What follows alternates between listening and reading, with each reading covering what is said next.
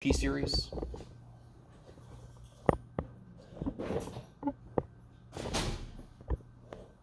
When is ratio test inconclusive?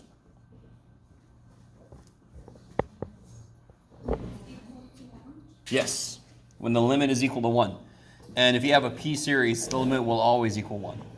When you make a ratio, the limit will always equal 1. So therefore, you can't use ratio test when you have a P-series. Are you guys kind of with me? In fact, I think on that handout I gave you, the one with all the methods, it should list, I think next to it says good for exponentials and factorials. Ratio test just eats those up. Factorials suck. Why do the factorials suck? Why does n factorial suck?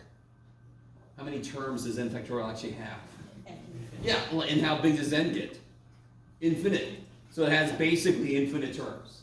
So what's beautiful with the ratio test is it kills everything except one or whatever. Finite number just gets killed. And it's very, again, not a life lesson, but it is very satisfying to, in one fell swoop, just kill an infinite number of things. Yes? You're like, we have made you math. You will now that. Don't do that. That's pretty funny. So if you just come in, I'm finishing up this little, I want to do a quiz next Tuesday. Since you guys voted not to do it this Thursday, I'm going to add 11.8 in. Dash democracy, kids. Make sure you know what you're voting on. So next Tuesday, we'll have a quiz on those three. I'll focus on root test and ratio test, but we'll have a third one that's kind of an earlier test to represent 11.7. And then I'll have a kind of a basic power series, find the interval of convergence, and we're going to start, we'll do a few examples of that today. I got a little group work for you guys to do related to that. Okay. So, real quick, who needs a copy of this handout here? Oh shit. Well, all right. Wait, do I have more? Oh, I have more. Oh, look at that. Look how many more I got. I got so many. Shit. All right, sweet. Good job.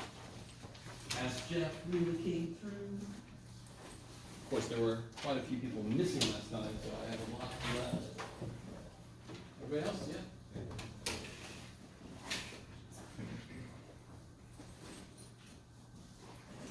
All right, everybody else good?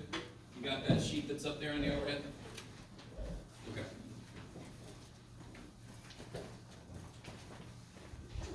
So first thing, now that you all know we have a quiz next Tuesday, does that spur any questions possibly? Probably not, because everybody just admitted that you haven't done anything from 11.7 yet, but maybe 11.6. Have we guys tried 11.6? Yes? Number 51? Let me get to the chapter. Huh? Let me get to the chapter. No worries. Oh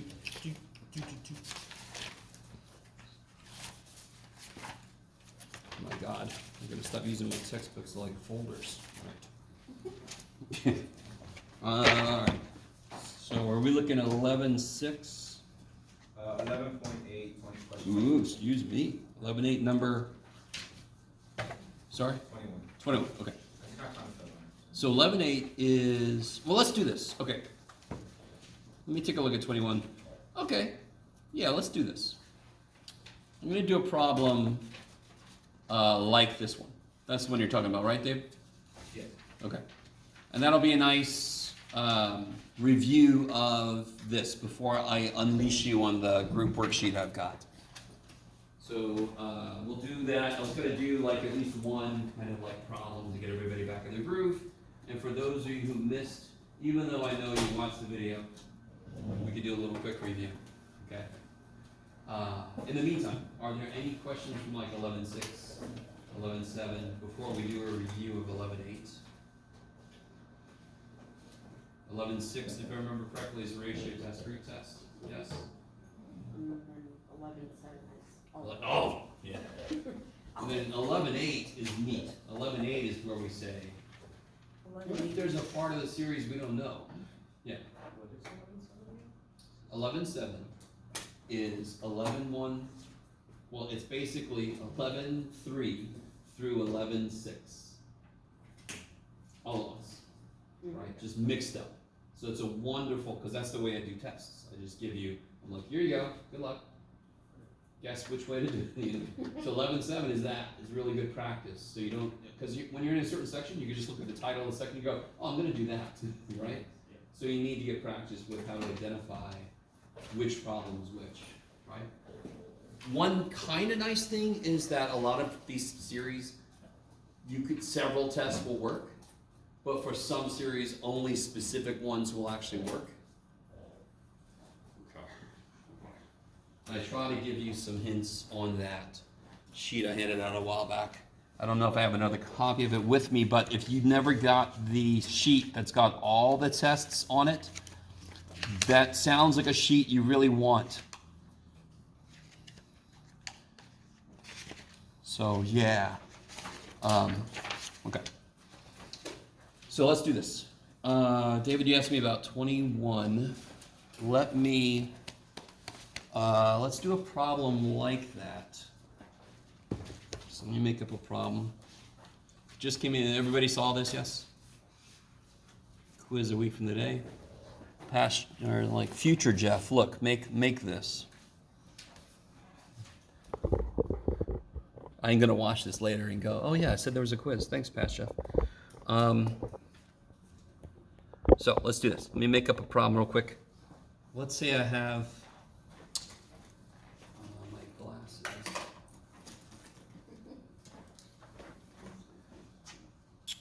Yeah, okay.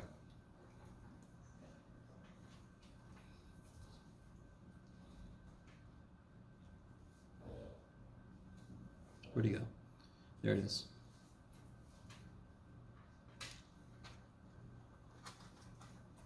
Okay.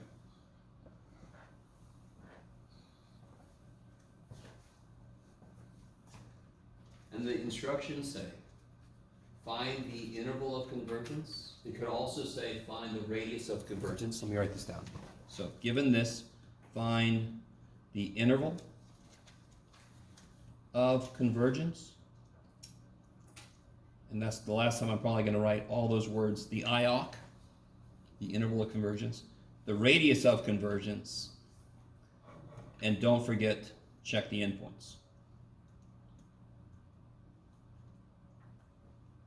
Now, real quick, little side note.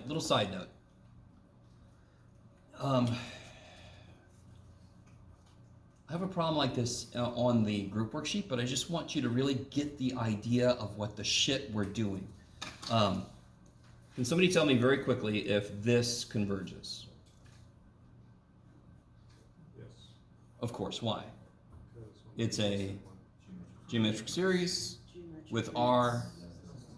Yes, R is 1/5 less than 1. Okay. So this question is obviously related. So really fundamentally the question is, what values of x leads to a situation where the series converges? Can somebody just give me one value of x it will not converge, that second dude? So this one converges because r is 1/5 less than 1. 6. X equals 6. Can't be 6. X can't be 5. Because then r would equal 1, yes? So what's got to be true about x?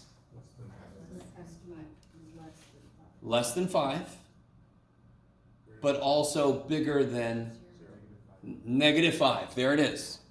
Real quick. What if x is -6? Does that work? No. Because then r would be, if I take the negative, all right, let's do this. If I make, let's say this. If I set this up as a function of x. Is that cool? This is the trippiest function of x you have ever seen. So the answer for a given input would be the output I get, the convergence, if that series converges. So if I find the interval convergence, it's sort of like finding the domain of this function. Does that make sense? So if I try to do f of 6, does that work?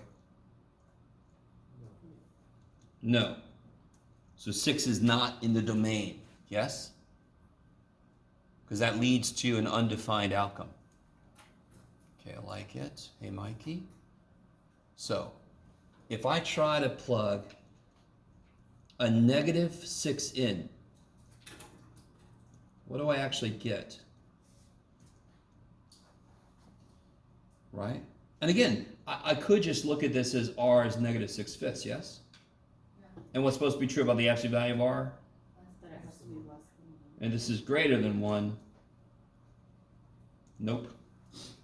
So, the fact that the test for a geometric series has the absolute value idea in it. And why does it have that? Because I could go up to 5, and 5 divided by 5 is 1, and I can go down to negative 5, because then it's still, the absolute value is still 1. Whenever in an absolute value situation with an inequality, I'm going to get that kind of neighborhood. Does that make sense? That's actually a mathematical term. A neighborhood. In this case, it's a neighborhood around 0. If 0 is my house, how far does my neighborhood go? Down to negative 5? Up to 5. Outside of that, it's the next neighborhood over, and they're weird. They'll go over. You guys come with me? They go to infinity and shit. That's some weird shit. Okay. Yeah, do you understand the idea? And when I put in x in, I'm kind of saying, what numbers could I put there and this would become valid? This would become a convergent series. So when I make a problem, I made this problem for you, didn't I? I did. So I already know, of course, this is a very simple question if I put it like this. What number can I put up here and this is still good? 2, 3, 4, negative 4, right? You can see it can't be 6 and so forth. So geometric is probably the easiest series because some of you guys might say P series, but geometric, I could actually figure out what it sums to, yes? That's one of the few that we can actually figure out what the infinite sum is, which I shouldn't expect to be able to do a lot because it's an infinite sum. Okay, maybe. So, coming back to this, I'm sorry, I talk a lot.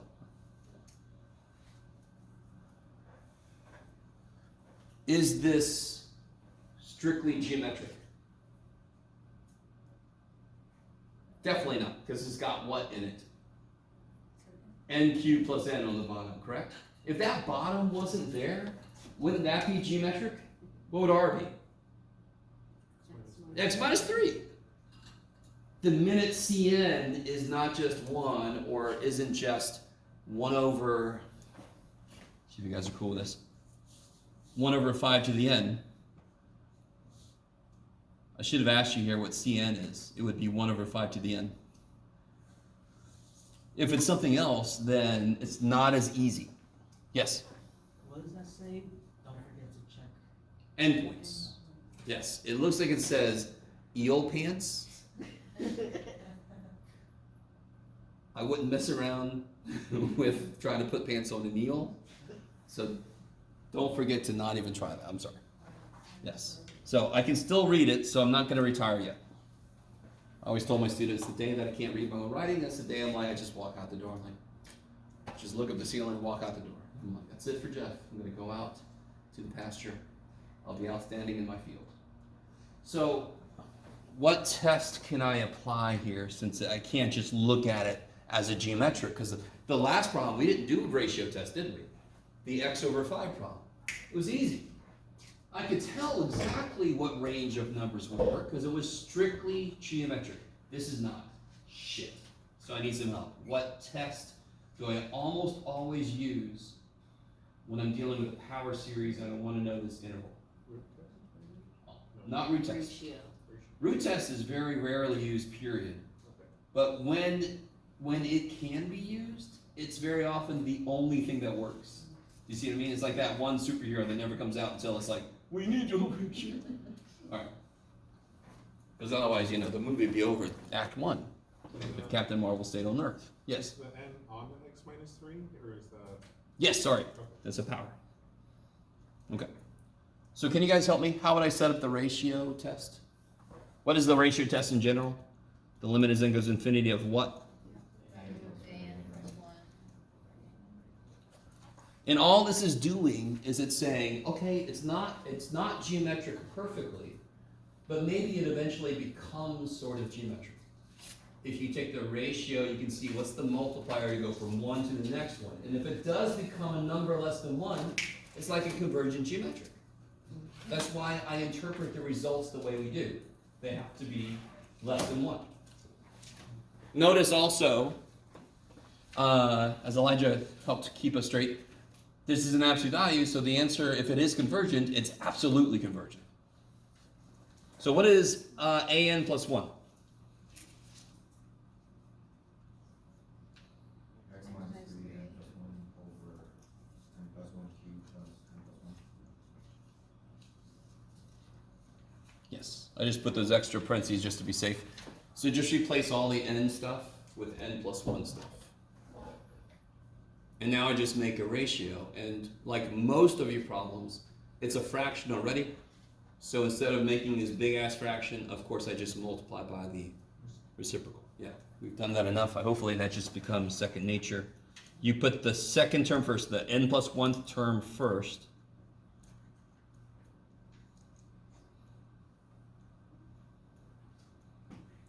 Times the reciprocal of an, which is the original stuff that was there.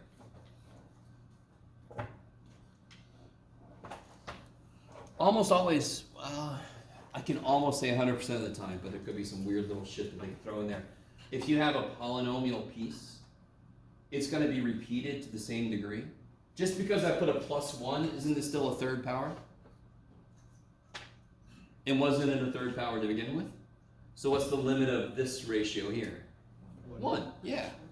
Do you see how, no matter what, if n to the p, I almost don't give a shit. It's going to have a p degree thing, it's going to go to 1, right? Okay. Do you have to know that ahead of time? No. And then here, what happens here? You get a You just get x minus 3. Because how many x minus 3's cancel? N. N of them, yes? Don't they both have n? And which one had an extra one? The top dude, so he still have 1 left alive. Okay. So that's the end of how much I can do with the limit, correct? The limit is x minus 3, because there's no n left, so as n goes to infinity, x minus 3 don't give a shit. But how do I continue now? What's got to be true about the output of the ratio test? It's got to be less than 1. So if I set this less than 1, I'm forcing it to tell me what values of x make you do that, right? If I take my expression and I set it equal to something, set it less than something, I'm forcing it to tell me when that is true. I'm trying to figure out what values of x make this test work. And of course, what has to make the test work if the result I get is less than 1? So I just make it less than 1. And then I solve for x. Now, how do I solve absolute value less than 1?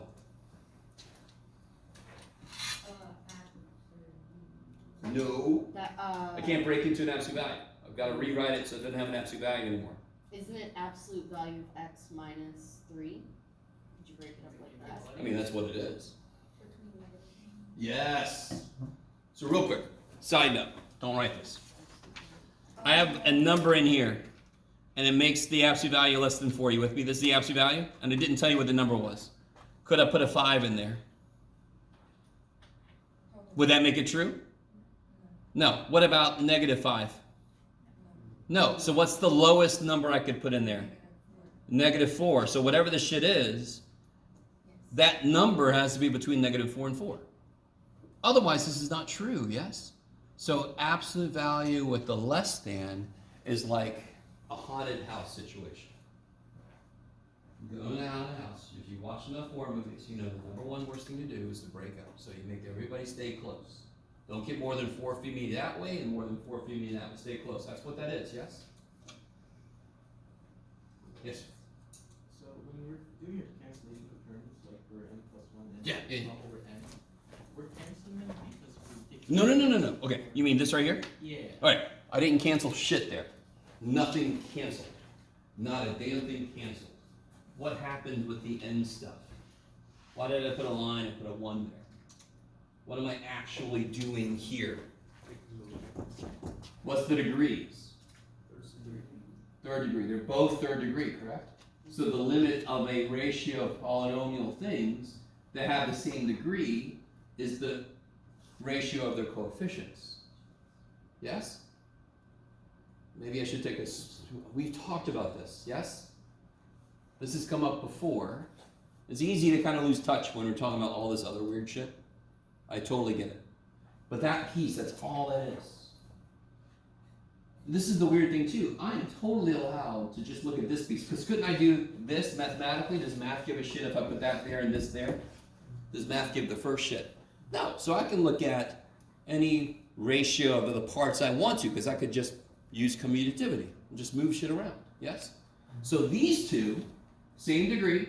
So as n gets big, these become 1. Because this plus 1 and this plus 1 don't do shit when n is 18 trillion. Yes? Okay, I like it. Hey, Mikey. Because that's old news. That's almost always going to happen when you see a polynomial piece. Because you're going to do a ratio of one term with the next, and they're both going to be the same degree. And then here, is everybody cool with this? This one, things did cancel. N of these did cancel. Yes. And then, so help me out. How do I rewrite this now?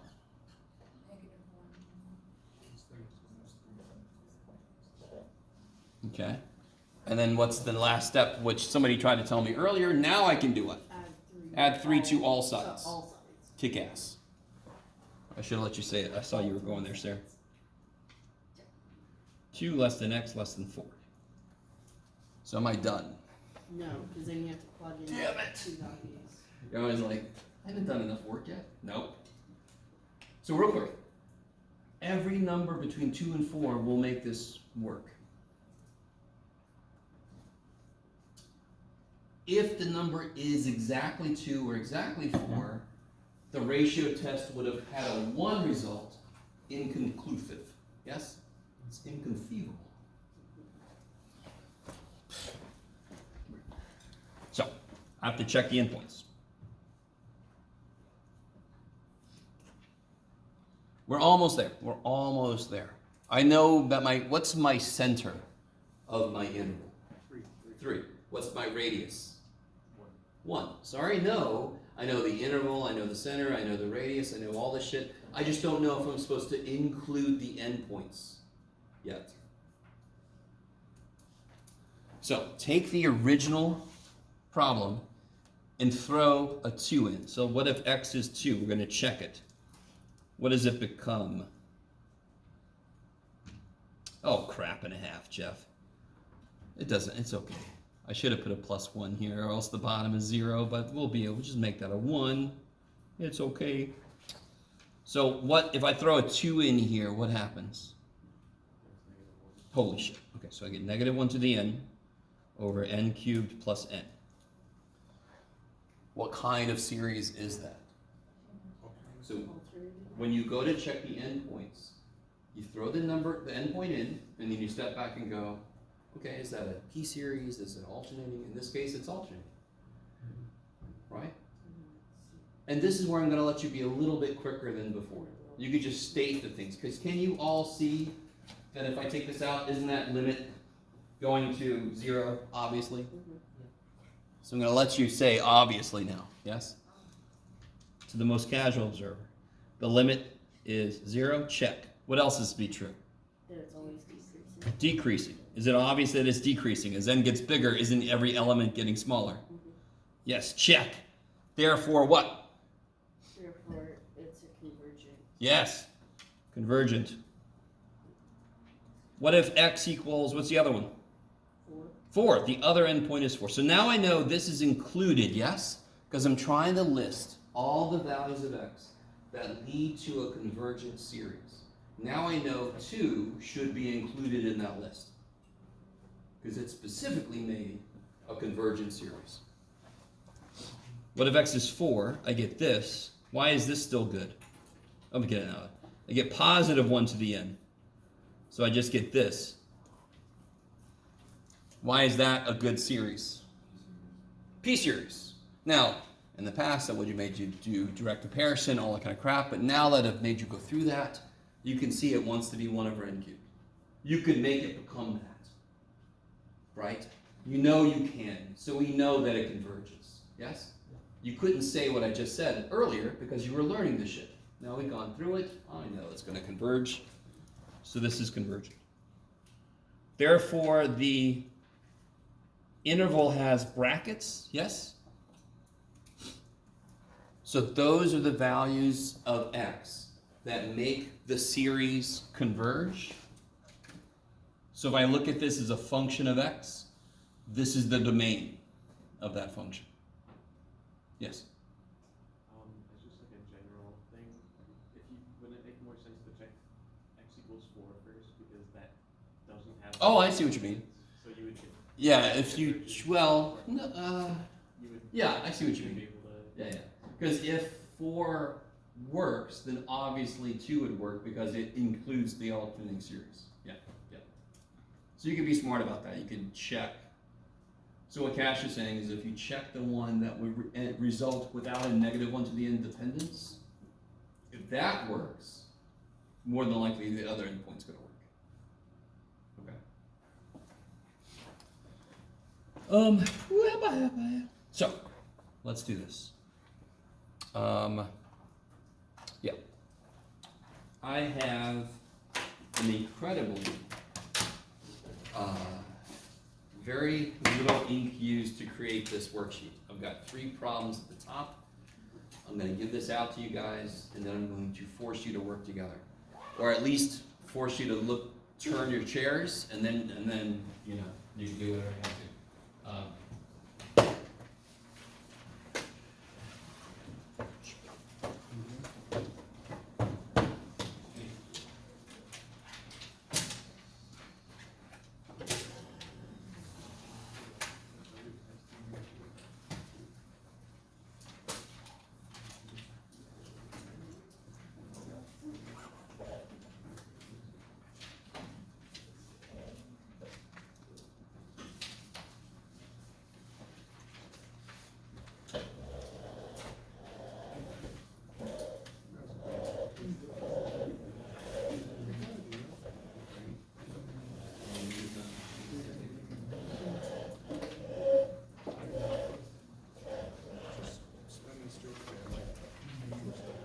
So before you start gathering up, I'm going to force you to get up and move around. Because, sorry, I'm evil. It's everybody's favorite thing I'm about to do. 3, 7, 8, 9, 10, 11, 12, 13, 14, 20, 21, yes, 22, 24. Perfect. Perfect. You ready? 1, 2, 3, 4, 5, 6, 7, 8, 1, 2, 3, 4, 5, 6, 7, 8, 1, 2, produce 3, 4, 5, what is this, 6, David, 7, 8. All right, where are my ones at? You got it. If you forgot your number, I'm gonna have to kick you or something. Where's my other one? Okay, good. Do you guys see each other? Do you guys see each other? So maybe you 2 come over here because there's more chairs over here. 2s, where my 2s at? Sarah, sorry. Yeah, if you 2 come over here, I think there should be enough room for everybody though. Right? The 1s and the 2s can be near each other. Yes? 3s, where my 3s at? See each other? Where's the 3rd 3? Where's my 3rd 3? Oh, are you my 3rd 3? Are you a 3? You're a 3. Alright, you saw your 3s? Find somewhere. 4s? Inside. Look around, see each other. Where's my other 4? Where's my other 4? Where's my other 4? Alright, well at least I got Ethan and Stephanie. We'll see whoever's not in a group. You're my other 4. 5s? 5s. Hey, look! We got 5. Are you a 5? Yeah, guys, slide me. What are you, Cash? There you are. So you're 4. Oh, you're on this 4, Warren. The one's over here. There you go. 5, you see each other. What? 5s. Yes, we up can. against- Oh, yeah. We're gonna make this work. 6s.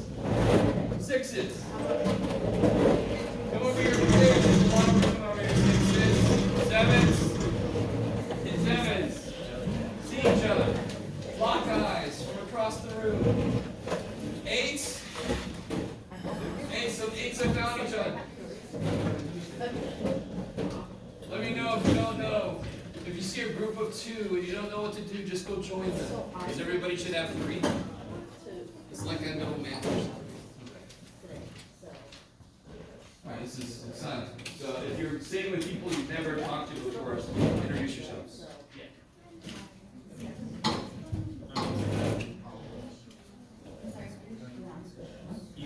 What's your name? Me, Javier. What's yours? Gavin. Gavin? Nice to meet you.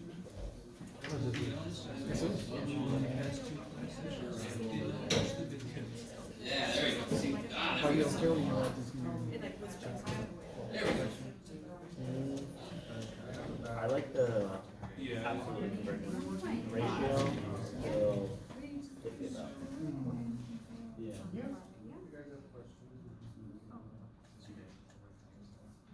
Oh, of course I. Alright. What'd you do this time? Let's help pass Jeff out. This one could be a 0. This is the one that needs to be a 1. Do you see why? Number 2 should start at n is 0. It can start at n. Number 3 needs to start at n equals 1. Or else you start with infinity, which is always neat. You guys see that? Make number 2 n equals 0. Make number 3 n equals 1. And then we won't create little black holes. And 3 is n equals 1. Because otherwise, your first term is infinite.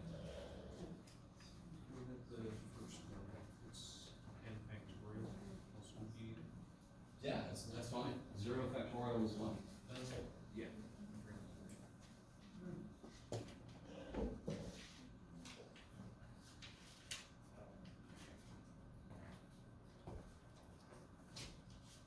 Alright, you guys are tripping me out. You're all like telepathic or something. This is freaking me out.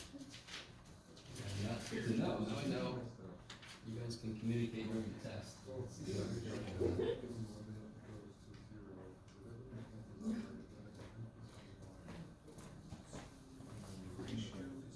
I thought I already done this, but maybe I didn't. Everybody, real quick. Only 3 things can happen when you have the ratio of polynomials. Everybody. Okay. If the bottom degree is higher, does anyone know what happens? 0, 0. Why? Bottom grows faster. The top can't keep up. If I'm dividing by bigger, I'm going to 0. Yes? You could divide by the highest power on n, which is something you should have done in pre-calculus to prove this. Yes? We are just borrowing shit that we've already done. We already know this because this is just stupid horizontal asymptote crap. So there are 3 things that could happen. Bottom degree is higher, it goes to 0. Yes? That should be a situation, I don't know, you might be encountering like right now. Or the degrees can be the same, and we've seen that a few times in here for sure. So what would this limit here be? 1/2, because when the degrees are the same, they grow at equal rates. So then it just becomes the top is always half as big as the bottom, so it goes to 1/2. The first one, the bottom just grows stupid fast, and the top can't keep up, so it goes to 0. Yes? You guys kind of with me? So if I just gave you this series, 1/10, 2/100, 3/1000, isn't the top going to infinity? Isn't the bottom going to infinity? But what is the whole sequence going to? What's the sequence going to? 0, because it's 1/10, 200th, 3,000ths. So I don't give a shit the top is going to infinity, because the bottom's going to infinity way faster. So if I just compare the degrees, I know what the answer is going to be, and that we're just borrowing from, not borrowing, we've already proven this shit. You've already gone through it. So you don't have to prove it again just because you're in another math class. And then the last thing that could happen, if the top degree is higher, what happens then? Yes. Then it's undefined. It does not exist. It goes to infinity. Yes. Is that okay? Now, that should help with the first problem especially, but then you have to understand what to do with that. Continue. Let me know if your group needs help.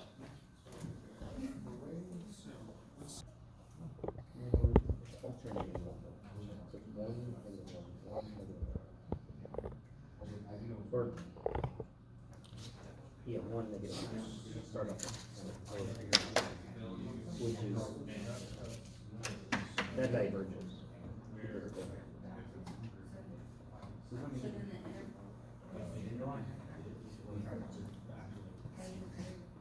All right, guys, I'm gonna catch up to you here. Those converge. Because if you look at the sum, 0. I'm not gonna do them all here. I'm gonna do, let's see. Can you guys help me out for the first one? Yeah, the limit. What'd you put first here? I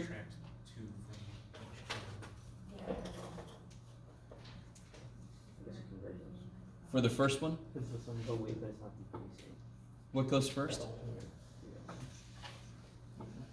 N plus 2 Hey! times x, 3n plus 1 Yeah, over n plus 1 factorial. yeah.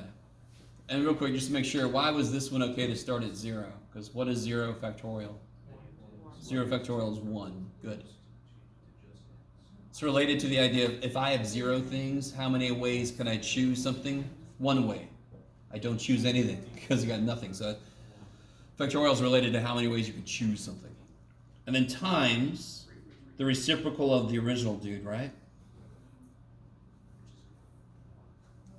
Okay. Now, what you do is normally your x stuff will always do the same thing. If it's a power series, and what does a power series mean? You have an x base, maybe plus or minus something, to an n dependent power. Yes? So it could have been to the n plus 1 or whatever. That's a power series.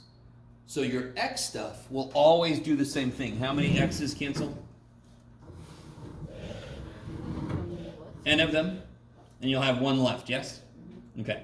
How do your factorials work? We know how factorials work. Do n plus 1 times n factorial. Yeah, so let me put this here, I'm going to put this here, and I'm going to put down here. What's n plus 1 factorial is going to be?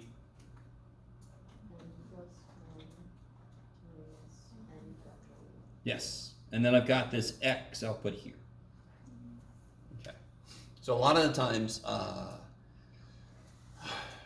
number one, the way that some of you guys, I was going to say the word organize, but really don't organize, makes it difficult to grade. But from your perspective, it makes it difficult to tell what's left alive for the next step, yes?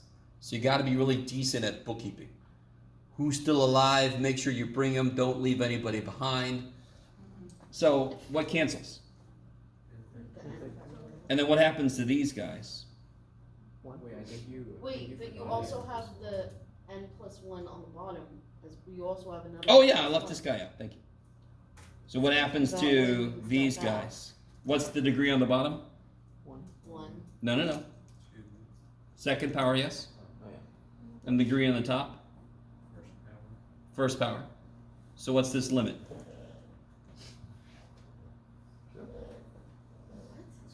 Zero.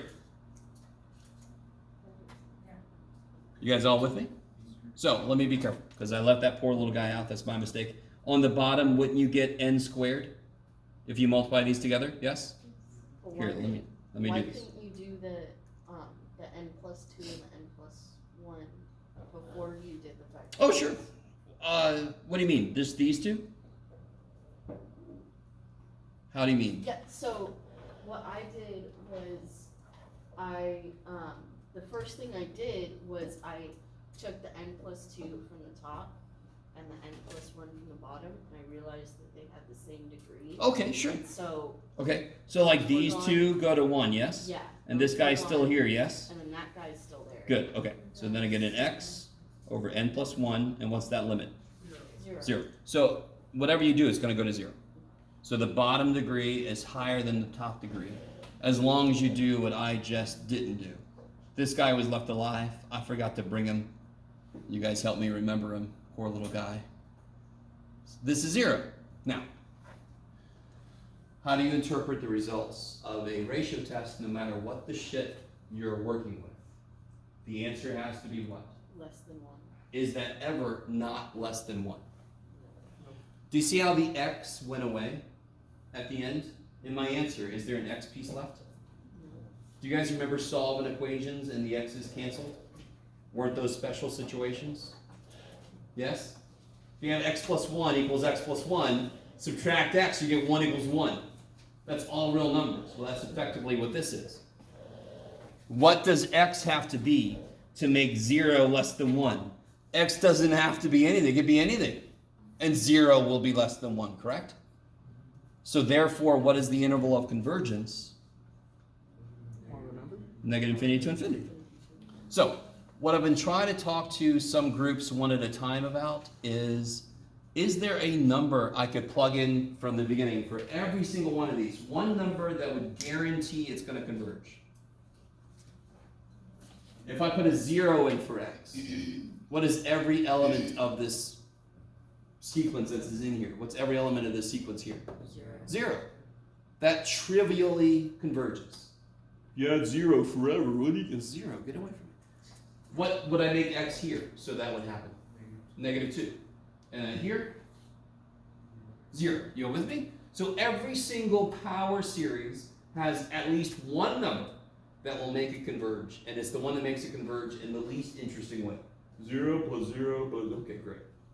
Then the question becomes, how far from that number can I get and my series still works? So in this first problem, how far can I get? Forever. You can make x any freaking thing you want to, and this guy is going to get bigger than it eventually. Yes? Because factorial grows stupid fast. If you made x 18 trillion to the trillionth power, that's big. You will get to an n where n factorial beats that. Okay, maybe. Maybe? Okay. So what about part 2? What part of that can you immediately kind of throw out when you start to set up your ratio test? Yes, because the absolute value makes that part go away. That's kind of nice. So don't even write that down. Don't let that one trip you up. So what I have inside then is going to be x plus 2 to the n plus 1 over 3 to the n plus 1, and then times the reciprocal of the original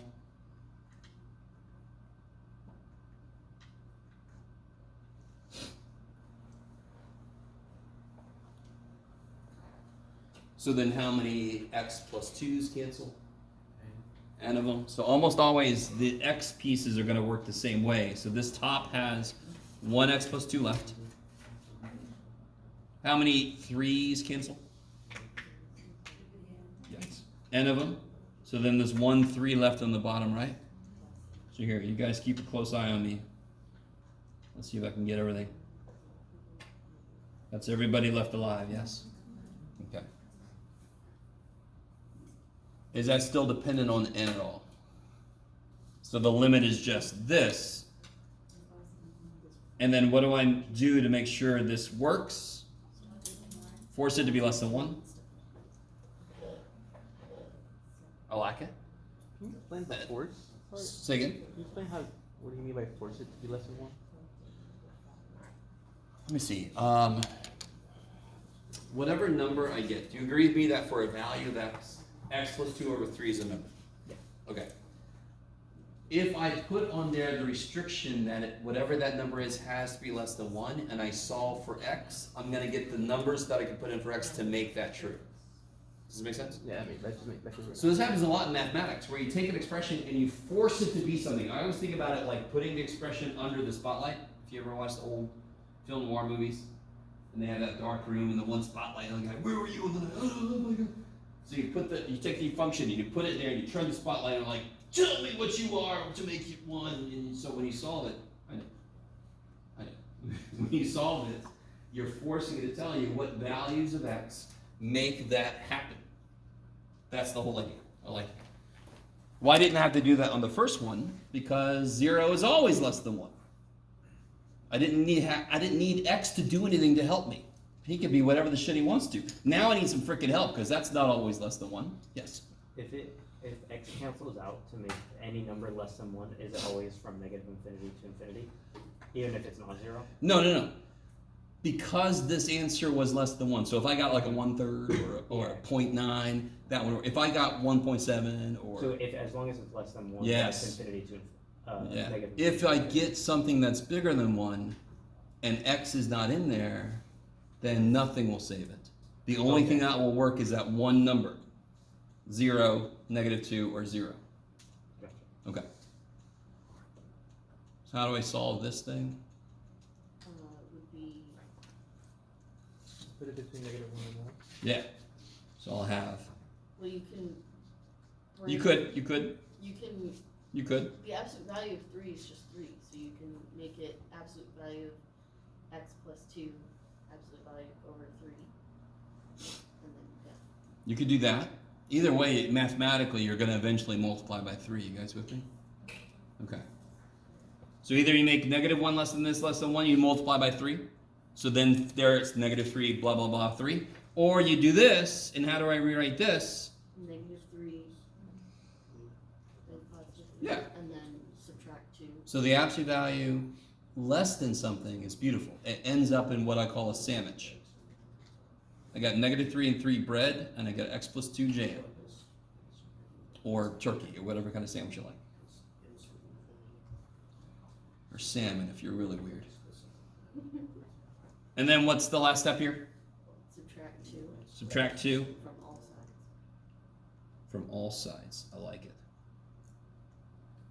So on the first problem, I could get infinitely far away from 0, and it still converges. This problem, I can get away from -2, but only up and down to -5 and 1. What do I still have to do? Plug in -5. Yes, I still have to check the endpoints. Well, this will work, Jeff. So here's the one we're working on, yes. So if I rewrite this problem, let me check for x equal to -5. I kind of start over a little bit, because now when I check the endpoints, I already know the ratio test will not work. That's where I got the number from. So I just plug it directly in the series, and I hope that when I get, I can see what's going on. So what do I get when I plug -5 in? -3 to the end. Yeah, -3 to the end. -1 to the end times. Yes! to the end. I'll calm down. So does everybody agree I get -1 to the end? Can't I pull a -1 to the n out? I didn't need that parentheses, but that's okay. Does everybody agree these are the same? How many negatives do I have? N of them. Yes? So I have n -1s. How many 3's do I have in here? N 3's. Okay, so I just wrote the same thing again. Look at me go. What is -1 to the n times -1 to the n? 1. Jamal! What is 3 to the n divided by 3 to the n? 1. The answer is not 1, is it? The inside is 1, and what does this series do? If you add one forever, what's it do? It adds 1 forever, so what's it do? Diverges. So I know I can't include -5. I know that this is correct. Are you guys with me? So it's a little trippy that in the middle of the problem, you're so used to the ratio test, endpoints, you plug in the number and you step back and you go, what have I made? Right? So if you haven't done it yet, plug a 1 in and see what the series is that you get. Has everybody done it? I don't know. Some of you guys are looking at me like, if I just continue looking at you, you're going to do it eventually, Jeff.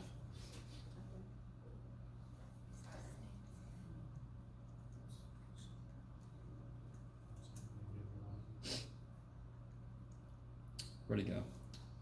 Oh yeah, 1 would be 3 to the n over 3 to the n. Yes? These cancel. Can anyone tell me what the first few elements of the series are? -1. -1 plus 1 -1. plus -1 plus 1 plus -1. That doesn't go to infinity, but does it converge? Nope. So it's like, it can't make it, it's like, am I negative 1 or 0? The answer is yes. Does that make sense? It's sort of oscillatory, but not really capturing all the values, but it just goes negative 1, 0, negative 1, 0. Okay. So this diverges. Not because it goes to infinity, but because it doesn't pick a number to approach. So therefore, these both diverged. So my interval is this. What is my center? From the beginning, we knew what the center was. What number makes this work always? Negative 2. What's the radius? 3. Why do you think the radius is 3? It was 3 to the end. Real quick. If I have this, if I have this, just this, yes? What is the biggest x that will make this converge? Almost 1, yes? You with me? What if I do this? What's the biggest x will make this converge? Almost. Do you see how it doubled how far it can go? So what's the biggest number? Almost 8. It octupled. It multiplied how far it can go by 8. So it makes sense that we ended up being able to go 3 up and down because that was divided by 3 to the n. Okay, maybe? Okay. And then this last dude, if you're paying attention, is basically the first dude turned upside down. Sort of. Now, if you wanted to, you could reduce this, to be honest, but you don't have to. So I'm going to pretend like nobody did.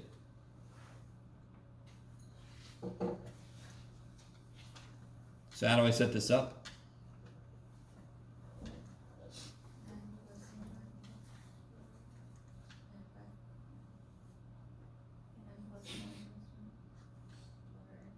Yep, and then times, just flip the original dude.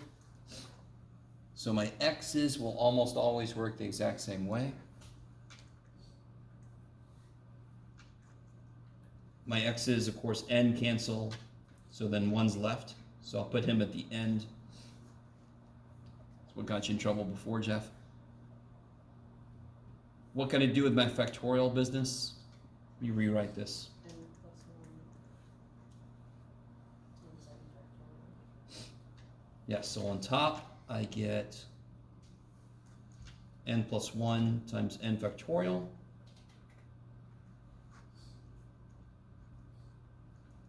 So these cancel. These cancel. And what's the limit as n goes infinity of n? Infinity. Is there any value of x that will make infinity less than 1?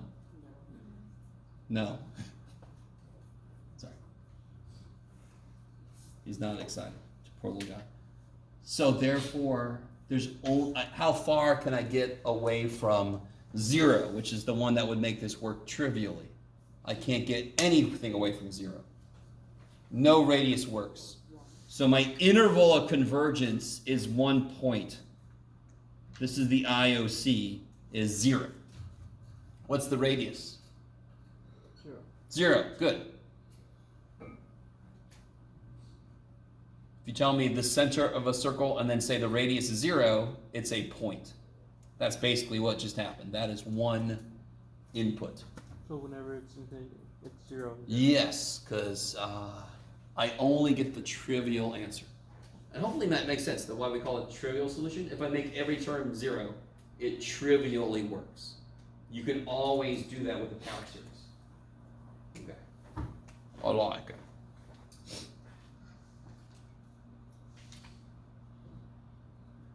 Can you guys tell me, here, I gave one group sort of a bonus problem. I don't know if you guys did any further work with it after I walked away, but can somebody tell me, is this a, I can make it easier. Is that a power series?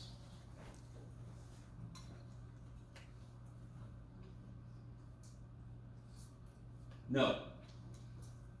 You cannot write it as x to the n, can you? That would be like x to the negative n, yes? Well, it's the same thing as 4 to the n over x. Yeah, totally.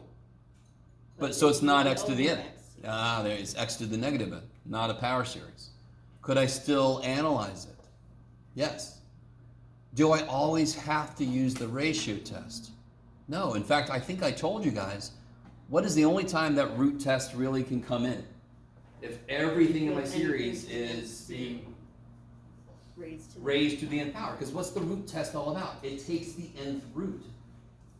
So the first thing the root test is going to do is to kill that nth power. That would kick a lot of ass. So the root test, take the nth root of this. What do these two things do? Sorry, absolute value. Cancel. So this would be, and I should be taking the limit as n goes to infinity.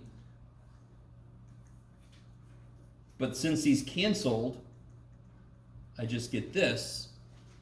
And the root test has the same results at the end because it still is looking at it as if it was trying to become an r eventually. So what must be true about that expression? Must be less than 1. What, absolutely. Now here's where things get trippy. Yeah, I keep forgetting my poor little absolute value. Here's where things get trippy. How do I solve that? What's bad? You have an X on those. Yeah. So let's do this first. No, let's not do that first, Jeff. Let me see if you guys are cool with this. If 4 over x is less than 1, what's true about x over 4? Can you give me a number that makes this work? Makes this work? 5. What's true about 5 fourths? Yeah, so if 4 over x is less than 1, x over 4 must be greater than 1. That is a general truth.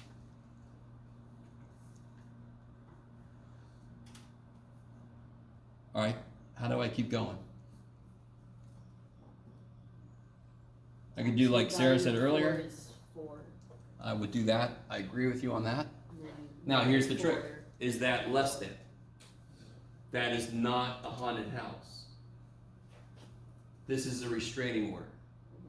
Stay the shit away from me. I want the distance to be at least 4. Yes? Do you guys see that? Okay. So therefore, this would become x greater than 4 or x less than negative 4. So when you see greater, you can think greater, and then you get this or statement. A stay close to me should look like this, yes? A sandwich. Stay close to me. This would look like this. Stay the hell away from me. I would still have to check the endpoints, but to be honest, this would be like a bonus problem. Because again, is this a power series? No. So I could still analyze it, it's just the parts of it will get trippy because it's not a power series. And this is the first level of trippiness. I get this external set of answers. So it's interval, just everything outside of that. Yeah, so visually it looked like this. Now I still have to check the endpoints. And if you put a 4 in, you get 1 to the end, that doesn't work. And if you put a negative 4 in, you get negative 1 to the end. So this ends up being the answer. Okay, enough of that, sorry. I pushed my luck on that one. I'm sorry. Please forgive me. All right, if you want to stay where you are, that's fine. If you want to go back to your seat, you can. If you really enjoy the people you just met, and you're like, I don't want to leave these people yet, then you can stay where you are, it's fine.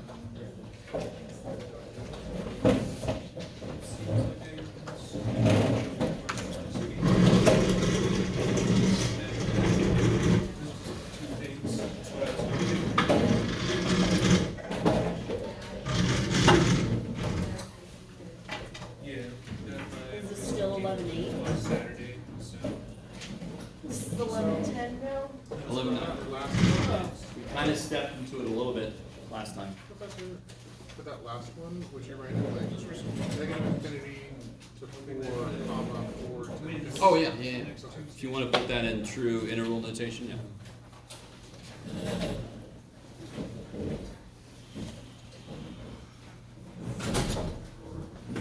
Oh.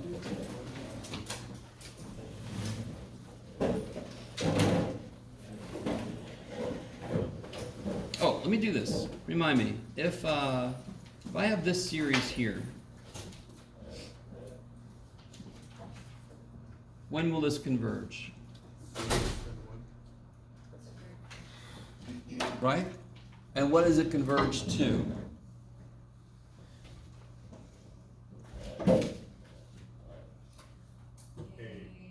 Well, what's A? What's the first element? 0, 1. If you make n 0, what do you get? 1. 1. No matter what r is, you're going to get 1. Yes? So the sum will be 1, because the first term is 1, over 1 minus r. Okay. I knew we'd get there. So that's just the a over 1 minus r. I just left the a out, so that is a 1 first term. Is that cool? A is a 1. Okay. Old news, old news. If I put an x here, and I don't blame you if you don't agree with me, but this is where things get exciting. This is where things, and you're like, it's about damn time. I've been coming to this class for how long now? Let's see, boy. Let's see if it's exciting. If I do this, as long as I restrict my inputs to this, I know what this sums to be. So what would this sum to be if the absolute value of x is less than 1? What will this sum to be? 0. No. 1 over 1 over? 1 minus x. Yes. Now, if you look at that backwards, the function 1 over 1 minus x is equal to that series as long as you can only use values less than 1. You know, in between negative 1. Are you guys all with? So comparing like one to another. One equation to another equation. So here's the trippy thing. We, here. Help me out, guys. Can somebody help me? What's the terms of this? When n is 0, what do you get? 1. When n is 1, x. X squared. X squared, x cubed, x 4. And if I continue that forever, as long as this is true, this infinite string just becomes 1 over 1 minus x. Now that is a fact we've known since we started talking about geometric series. I just haven't put it in like functional form. So before today, you could have worked with this function. You could have done shit with this function, whatever. And now we're saying this function has an infinite polynomial form to it. That is trippy. You should start to think then, are there other functions that I can write as an infinite polynomial? Why would I want to? It's a really good question to ask, right? So a lot of times math people, we say, ooh, let's see if we can do it. And then people that aren't really as mathy, they go, why are you people doing that? And a lot of times we're like, we don't know why.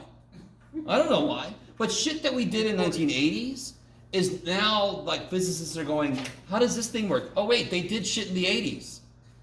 And it works here. And then the math people were like, it works for something? Neat. And then they just keep playing with their shit. Are you guys, that has happened so many times. It is silly. So why will we never stop playing around with shit that doesn't seem to have a connection to the real world? Because it could. Maybe. You guys at all with me? You make it. Yeah. This is actually going to have very quickly, once we get into 1110 especially, we're going to see a ton of uses. Okay. Does anyone have to take a class called differential equations? Anybody? There's a whole section devoted to answers to these equations being infinite sums. And, okay. Something to look forward to. All right. So, real quick. One thing that's kind of tangential to this, can you guys just take the function we were working with a minute ago? Get Jeff, you could do it, buddy. There you go. Can you please take that guy's derivative? If you wanted to, you could rewrite this, right? So it's a little more ready. You can kind of prep it for taking the derivative. Take it out of the fridge, let it thaw, put the dumb thing up, and then it's derivative ready. So what is f prime? Okay. Negative 1, 1 minus x to the negative 2 times. Chain rule. Negative one. Yep. Which is just positive. Yeah. So I end up getting f prime is 1 over 1 minus x squared. You guys with me? But wasn't 1 over 1 minus x, wasn't that equal to that? As long as my inputs are less than 1, yes? So be really, really careful. This statement is only true if my inputs must remain between negative 1 and 1. Okay. So if I can take the derivative of one side, I must be able to take the derivative of the other side. I feel like I've shown you a derivative of a series, and it's nowhere near as hard as it sounds like it would be. So we already did this one. I'll do this side. Oh, Jeff, that never gets old. If I want to take this guy's derivative, how do you do it? N minus one Yeah, so the power goes down and goes down by 1, yes? Oh. And then it's convention for us to bring this up 1, because if I left it at 0, the first term would be 0, yes? So do I have to make it 1? Not really. Do you guys see that? Because the first term would just be 0, so it wouldn't really add anything. But it's just convention to kind of boost that up every time. Okay. Let me stop for a minute. This relationship we got from the definition of geometric series. From working with geometric series, we developed this. I just replaced r with x, and suddenly I have a function equal to an infinite sum of powers of x. That is trippy. You guys don't even know yet how trippy that is. This function is equal to an infinite polynomial. That's what we just said. As long as its inputs are there. Yes? Okay. This function is equal to this series. And could I not just keep going? Now, thank the gods. Because couldn't I integrate? And I think we did that last time, if I remember correctly, to be honest. We actually did some of this last time. So do you see how I could make the series representation of any function that is a derivative or an integral of 1 over 1 minus x? Do you guys see that? Okay. That is kind of lame. What if I want to get the infinite polynomial for sine x? You guys know what I mean? That seems useful, because is sine x something you could actually calculate? If I said, what is sine of 0.173 radians? Can you do that on a piece of paper without a calculator? Shit, no. Screw you, Jeff. But if I can rewrite sine x as a sum of terms of x to a power, then I have a chance. Maybe? So let's do this. There's two things I want to do. Can somebody tell me a number between negative 1 and 1 that isn't 0? 0.5. Okay, 0.5. I love it. So if I let x equal 0.5.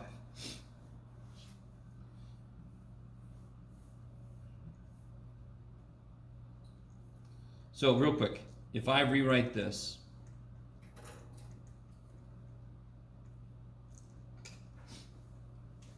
you guys help me out.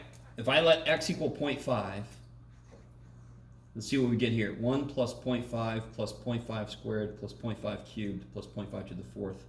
Let's see how small. Do you see how it's getting smaller and smaller? Yes? It's 1/2 plus 1/4 plus 1/8 plus 1/16. Yes? What does this come out to be? I'm sorry. Just this much.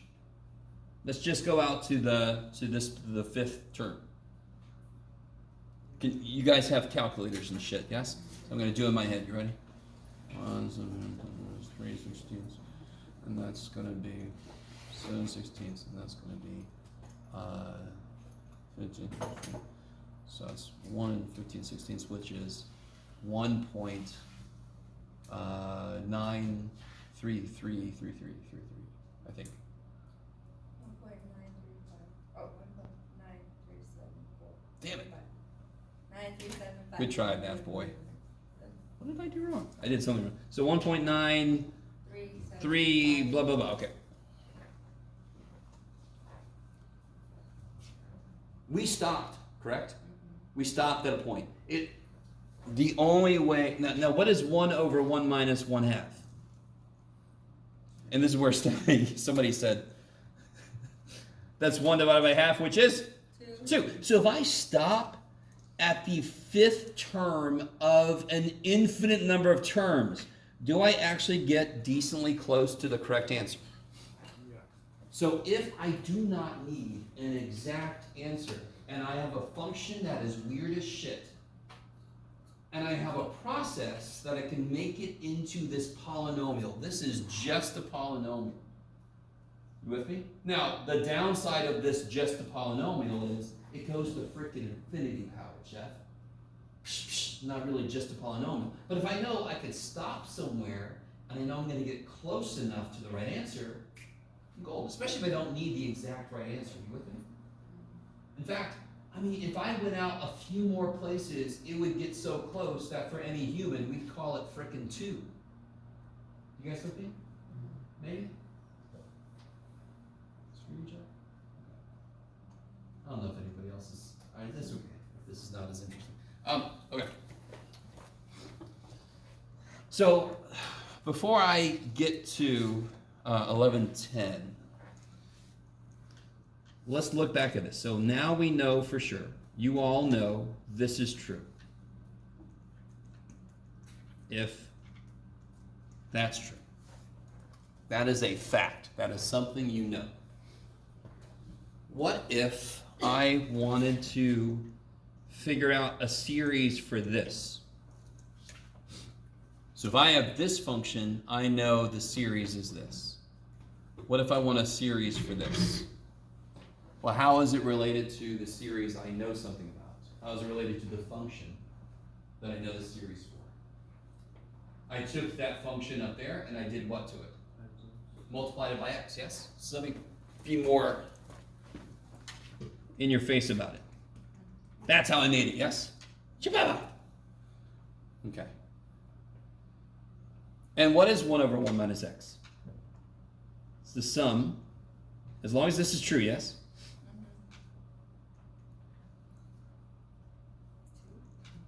No. There should be an equal sign in here, sorry. Okay. Now real quick. According to the summation, is everybody cool with that? That's nothing much has happened. I just took an x, this is this, and the x is just sitting there, right? Can't I bring him in? Because what is the variable according to this guy? N is the variable according to this guy. So anything else is a constant. In constants, I could factor in and out of a sum, yes? So I could put that back in, and what does it become? X to 2n.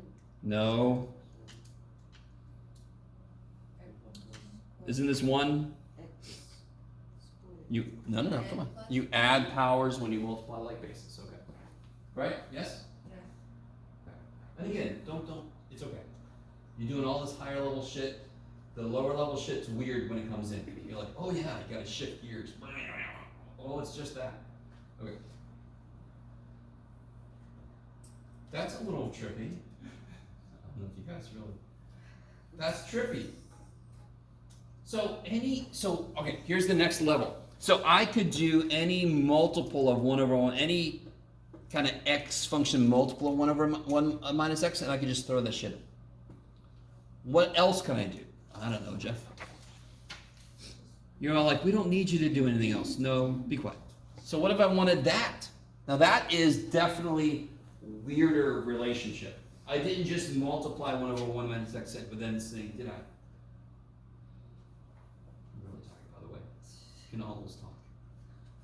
This is 11:10. Huh? This is 11:10. This is 11:9 still. 11:10 is when we're going to start with sine x, and we're going to figure out its infinite polynomial. Tonight? No. I like the way you asked that. Tonight? No. No. Just No. clarify, yeah. No, you're good. Not tonight. Now, here's what's trippy. Let me remind you. I've written this enough, and you're like, well, you know this shit, Jeff. Okay, great. So 1 over 1 minus x is sum of x to the n.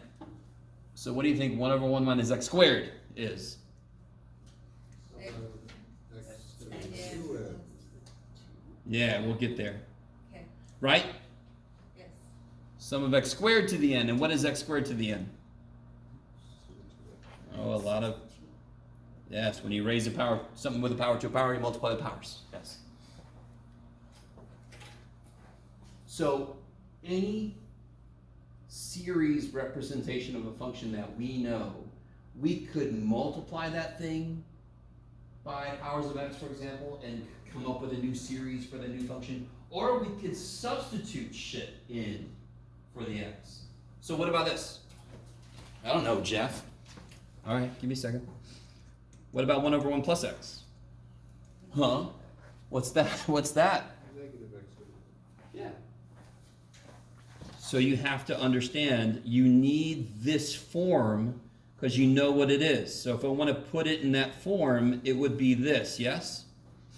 So when I'm replacing x with, like Elijah said, you're replacing x with negative x, which makes this series into an alternating series, which is trippy. And just to make this concrete for a moment, right? I understand you're like, do you get the basic idea here? There's two main things. I could take a known series and multiply it by some power x or something with x, and do the same thing with the series. Or I can replace a piece, the x piece, with something else, and just throw that into my series. Okay. Real quick.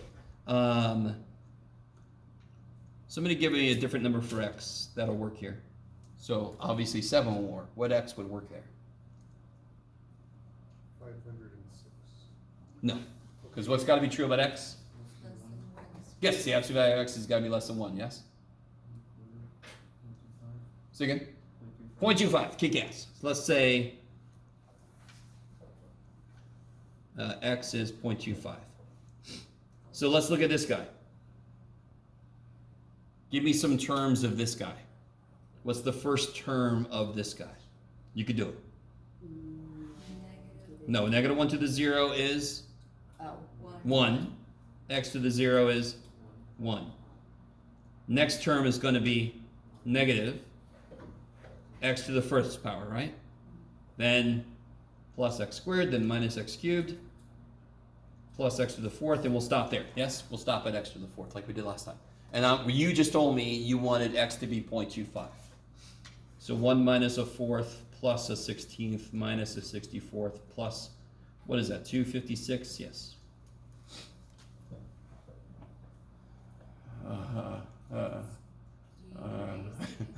Huh? Oh, yeah, each element is decreasing for sure. In fact, I know that has to be true. At least eventually it has to start to decrease and decrease forever because this, I know the series converges, yes? So the limit of my elements better be frickin' 0. So these are kind of bouncing around 0, but how far they get away from 0 is getting smaller and smaller, so it is converging to 0. So if I know a series converges, I automatically know the limit of the elements is 0. It has to be, yes? If the limit is 0, it might converge. That's the thing you gotta be careful of. Can you guys do that and save me from doing it in my head like I'm doing right now? 0.8 Thank you. 00781. Wait, let me catch. 0.8, 0 0, 7 7, 8 8, 1 1, 2. 2. Okay, that's it. Okay. Now, if I put a 0.25 into my function, these are not going to be equal to each other, are they? Because I didn't go to infinity, did I? You would have noticed if I did. So this is 1 and 5/4, which is 4/5, which is 0.8. How close did we get? Pretty damn close, especially for government work. That's too close. What are you doing, Jeff? It's way too close for government work, man. Okay, you guys kind of with me? Do you understand? I want to show you the concrete aspect of what we're doing. If I have a situation where I don't need the exact number, I just need something close, and I got this funky ass function I'm working with, and I have to work with it with a lot of different inputs. Let me just find the polynomial representation, take the first however many terms, and then it's going to take a lot less computing power. And again, you don't have to be programmers, but if I have a simpler function that I'm going to throw a million numbers into, it's going to overall take a lot less time. And again, you have to be okay with not having the exact answer, correct? Because this will not come out with the exact answer. But it will get close. Do you see how small, like somebody said, these are getting small fast. So I don't have to go out very far. We only went out to the 5th place, and look how close we got to the freaking answer. We're off in the 4th decimal place. Holy shit. For a human, that's pretty good. Okay. Now, and I just want to point out, the function we're working with is not difficult. But that's why we're doing it, because then all this stuff is a little easier. But if I had a very difficult function, if I could figure out its polynomial series expression, I could do a lot of shit quicker. Yeah, okay. So do we always just only like stop that early? Part of what we're going to look at is how far do I have to go to be within how much. So if I know I wanted to be within 1/10,000th of the right answer, I could actually figure out how far I've got to go. Okay. So just to, I think I did a little bit of this with you last time, if I remember correctly. Let me make sure I didn't forget anybody. Oh, here's one last example. I'll talk a little bit about what we're about to get into.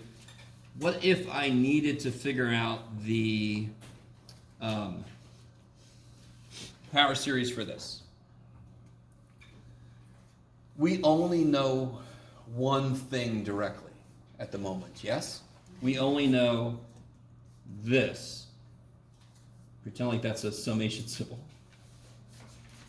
And that's only if x is less, the input's less than 1, yes? Didn't we just a minute ago, could you guys remind me, what is 1 over 1 plus x? 1 over 1 minus. No. Oh, I see what you mean. Yeah, 1 over 1 minus negative x, and then you plug a negative x in, and you get negative 1 to the n, x to the n. We just did it a minute ago, yes? Yeah. Now, what is 1 over 1 plus x squared?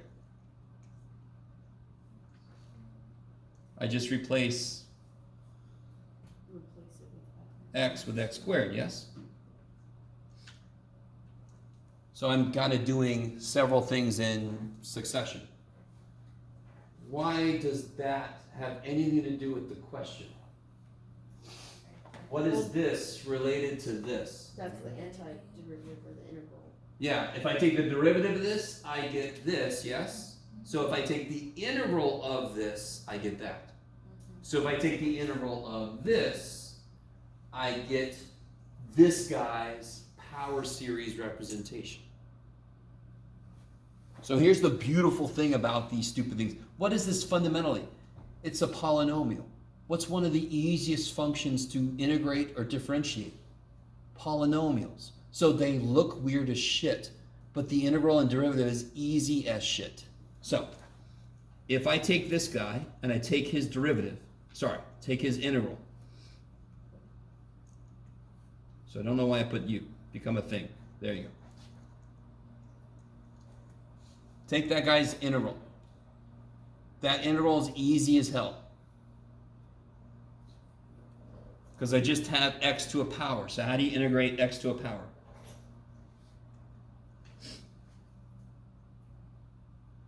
What's the integral of x to the 7th?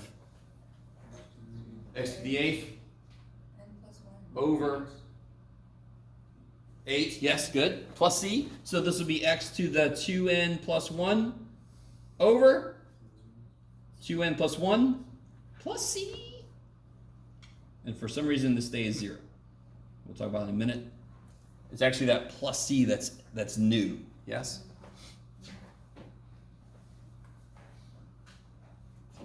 That's way easier than you would think.